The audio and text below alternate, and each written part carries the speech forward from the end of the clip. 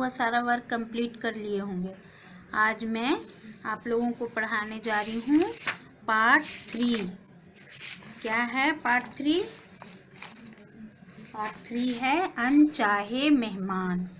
लेकिन इससे पहले मैं आपको ये बताना चाहती हूँ कि एक नदी अपनी ताकत से नहीं बल्कि अपने निरंतर प्रयास से चट्टानों को काटकर रास्ता बनाती है। आप लोग समझे इस बात को कि आपको भी नदी की तरह निरंतर प्रयास करके और पत्थर को काटकर रास्ता बनाना है। मतलब मन लगाकर ध्यान से पढ़ना है, कठिन परिश्रम करना है। ठीक है, चलिए मैं अब आगे चल रही हूँ। पार्ट 3 अनचाहे मेहमान।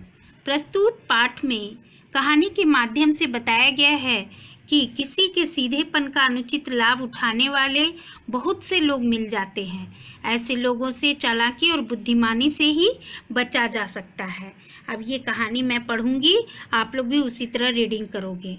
गोपाल किशनपुर गांव में रहता था। गोपाल गरीब था, लेकिन उसका स्वभाव बहुत उदार और धार्मिक था। राह में उसे जब भी कोई साधु महात्मा दिखाई देता तो वह उसे प्रणाम करता और घर चलकर भोजन करने का आग्रह करता। गोपाल की पत्नी मालती उसकी इस आदत से बहुत परेशान हो चुकी थी। गोपाल को इस बात की चिंता भी नहीं रहती थी कि घर में बनाने के लिए आटा, दाल, चावल है भी या नहीं। मालती चूल्हे चौके का काम निपटाकर जैसे ही आराम करना चाहती, गोपाल किसी न किसी को ले आता और मालती से भोजन बनाने को कहता। उसकी दयालु प्रवृत्ति का कई भोजन भट्ट साधु लाभ उठाते और जमकर खाते पीते। उससे घर में भोजन सामग्री जल्दी ही समाप्त हो जाती और गांव के बनिए से उधार सामान लाना पड़ता। एक दिन गर्मी की दोपहर में जब मालती रसोई घर में काम कर रही थी, अचानक उसने खिड़की से बाहर झांका। सामने से 3 मोटी तोंद वाले साधु चले आ रहे थे। वे एक पड़ोसी से पूछ रहे थे कि गोपाल का घर कौन सा है। पड़ोसी ने अंगुली से गोपाल के घर की ओर संकेत कर दिया। संकेत मीन्स क्या होता है? इशारा करना। मालती को यह समझने में देर नहीं लगी कि आज फिर गोपाल ने साधुओं को भोजन पर बुलाया है। साधुओं की मोटी तोंद से उसने अनुमान लगा लिया कि एक साधु कितनी पुड़िया खाने वाला है। सुबह से काम करते करते वह बुरी तरह थक चुकी थी और ऐसी भीषण गर्मी में दोबारा खाना बनाने की उसकी बिल्कुल इच्छा नहीं थी। उसे इस मुसीबत से छुटकारा पाने का एक उपाय सोचा। दरवाजे पर आकर साधुओं ने आवाज लगाई, अलख निरंजन। मालती ने दरवाजा खोला और साधुओं को प्रणाम किया। एक साधु बोला, साक्षात अन्नपूर्णा का अवतार हो देवी। जैसा पति देवता वैसी ही पत्नी। मालती ने मीठे स्वर में कहा, आइए आइए बाबा जी, आप आसन पर बैठिए, मैं अभी शीतल जल लेकर आती हूँ। तीनों साधु आसन पर बैठ गए। मालती पानी लेने रसोई में चली गई। अचानक साधुओं की दृष्टि एक कोने में पड़ी। वहाँ एक बड़ी सी ओखली और एक भारी भरकम मुसल रखा हुआ था। उसके पास एक थाली रखी थी जिसमें एक दिया जल रहा था और कुछ फूल और चावल रखे थे। लगता था कि उस स्थान पर पूजा होने वाली है। मालती पानी लेकर आई तो एक साधु ने पूछा, देवी, इस ओखली व मुसल की पूजा कौन करता है? क्या आपको नहीं पता? किसने कहा? मालती ने। मालती ने आश्चर्य से कहा। फिर बोली, ओखली और मुसल मेरे पति के देवता हैं। यह ओखली महीने में एक बार किसी व्यक्ति का रक्त मांगती है। जब मेरे पति आएंगे तो आप तीनों में से किसी एक के सिर में यह मुसल मार कर डालेंगे और उसके रक्त से इसकी पूजा होगी। मालती की बात जानते हो बच्चों? उसके बाद मालती की बात सुनकर साधुओं का कलेजा कांप गया।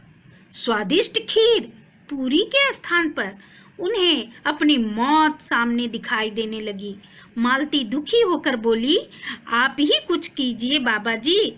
मैंने उन्हें कितनी बार समझाया, किसी की जान लेना पाप है, लेकिन वे कहते हैं कि उनके परिवार में वर्षों से ऐसी ही पूजा होती आ रही है। साधु तुरंत उठकर बाहर की ओर भागे। मालती को हंसी आ रही थी, किंतु वह गंभीर बनी रही। तभी गोपाल बाहर से आता दिखाई दिया। अंदर आकर उसने हैरानी से पूछा, अरे क्या हुआ? मैंने तो कुछ साधुओं को भोजन करने के लिए घर भेजा था, कहाँ गए वे तीनों? मालती ने कहा, वे इस मूसल को मांग रहे थे, किंतु मैंने देने से मना कर दिया। इसी बात से क्रोधित होकर वे चले गए। गोपाल ने कहा, ओह मालती, अगर वे इस मूसल को मांग रहे थे तो तुम्हें दे देना चाहिए था। जाओ जल्दी से मूसल दो, मैं उन्हें जाकर रोकता हूँ। तीनों साधु जल्दी जल्दी गांव से बाहर चले जा रहे थे। तभी उन्हें पीछे से गोपाल की आवाज़ सुनाई दी। वह हाथ में मूसल लेकर उनकी ओर दौड़ा रहा था और चिल्ला रहा था, ठहरो ठहरो, आप ऐसे नहीं जा सकते, मैं मूसल लेकर आ रहा हूँ। साधुओं ने समझ लिया कि आज गोपाल उसको नहीं छोड़ेगा।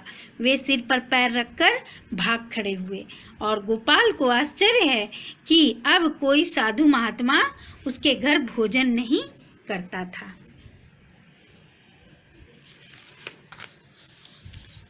खत्म कर दी।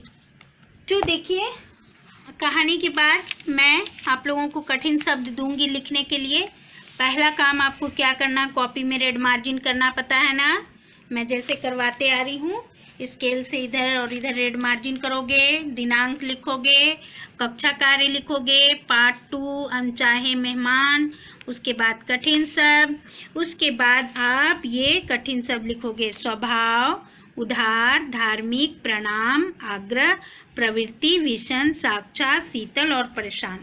और उसके बाद आप होमवर्क में शब्दार्थ लिखोगे। ठीक है? शब्दार्थ है, शब्दों के अर्थ आपको दे दिया जाएगा और आप उसको देख करके लिख लोगे। ठीक है? हो गया।